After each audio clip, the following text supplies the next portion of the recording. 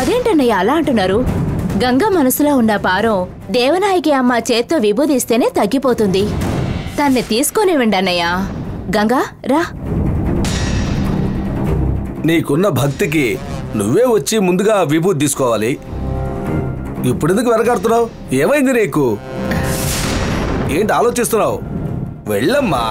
వద్దు, మీరు ఎంత చెప్పినా తను నా దగ్గర నుంచి విభూతి తీసుకోదు.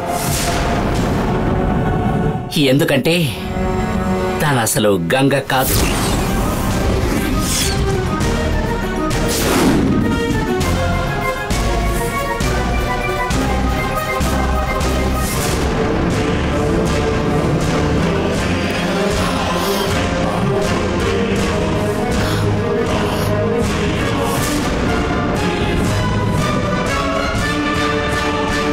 విరక్తిలో ఉచ్చస్థాయికి పోయి మనసు కృంగిపోయిన ఈ ఇంటి కోడలు గంగ మోసపోయి దైవ నమ్మకాన్ని కోల్పోయిన సగటు ఆడపిల్ల.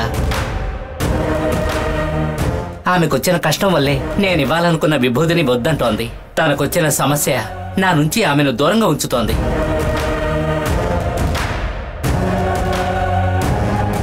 తన మనసులో నా గురించి ఏమనుకుంటున్నా సరే తనని నేను మారుస్తాను. నేను నీతో కొంచెం విడిగా మాట్లాడాలి.